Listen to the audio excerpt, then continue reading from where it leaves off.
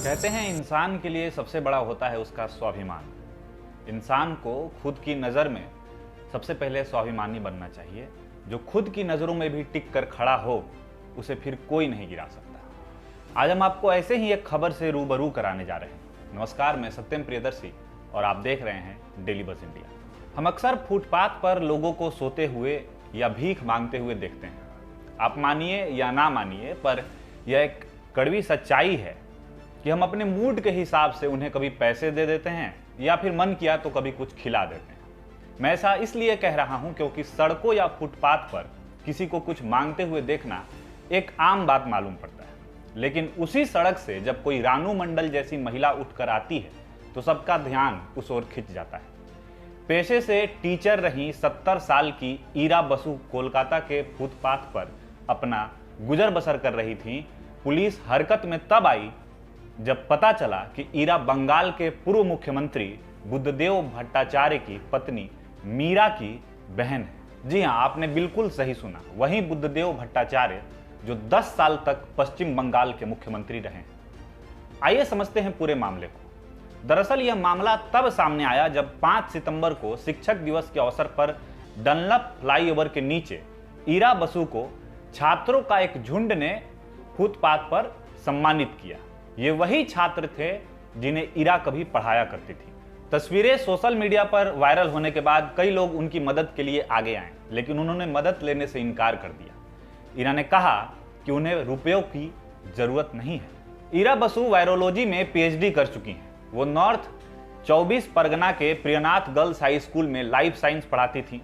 वो साफ और स्पष्ट अंग्रेजी और बांग्ला बोलती हैं। मीडिया रिपोर्ट्स के अनुसार ईरा राज्य स्तर की एथलीट भी रह चुकी हैं। स्वाभाविक है अब आपके मन में यह ख्याल आ रहा होगा कि फिर ईरा का यह हाल कैसे हो गया, क्योंकि हम और आप इस वक्त ये भी सोच रहे हैं कि अगला ना सिर्फ एक शिक्षिका हैं बल्कि राज्य के पूर्व मुख्यमंत्री की साली भी हैं। लेकिन यही वो बात है कि ये बस हम और आप सोच रहे हैं, पर अगले को इससे कोई फर्क नहीं पड़ता। ईरा एक बहुत ही स्वाभिमानी महिला है। ईरा कहती हैं, जब मैंने एक स्कूल शिक्षक के रूप में अपना करियर शुरू किया तब भी मैंने उनसे कोई लाभ नहीं लिया। मैंने इसे अपने कैलिबर पर हासिल किया।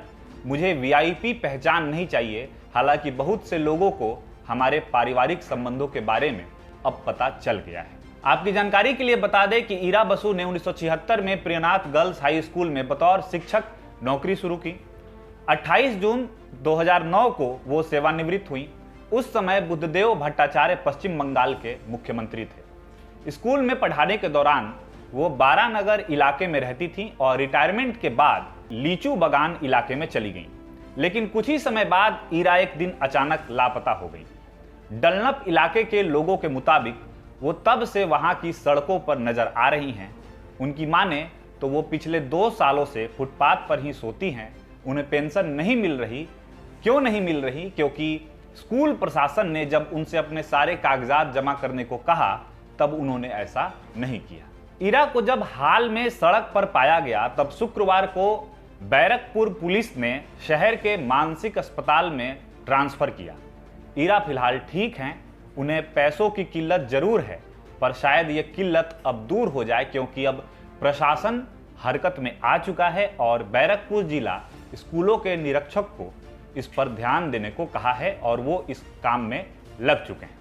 जब मैं इस खबर को लिख रहा था तो उस वक्त मेरे दिमाग में कई तरह के सवाल आ रहे थे कि ईरा चूंकि शिक्षिका रही हैं तो उन्हें नौकरी तो मिल जानी चाहिए थी, पर दिक्कत यह है कि ईरा को ऑनलाइन पढ़ाई के प्रोसेस से ही प्रॉब्लम है। ईरा बसु कहती हैं, मैं ऑनलाइन क्लास का समर्थन नहीं कर सकती। छात्र को कई प्रॉब्लम्स का सामना करना पड़ रहा है और अगर व्यवहारिक रूप से कहूं तो वो कुछ भी नहीं सीख पा रहे हैं। कहीं ना कहीं ईरा की इसी ईमानदारी की वजह से आज जब वो फुटपाथ पर थी फिर भी उनके विद्यार्थी उनसे मिलने आए थे।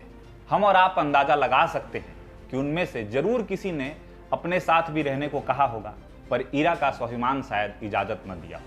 डेली बज़ इंडिया ऐसे महान शिक्षिका को सम्मान अर्पित करता है। आपको कैसी लगी ये खबर हमें कमेंट सेक्शन में जरूर बताइएगा। साथ ही साथ आपने अभी तक हमारे चैनल डेली बज़ इंडिया को सब्सक्राइब नहीं किया है तो सब्सक्राइब भी कर लीजिएगा।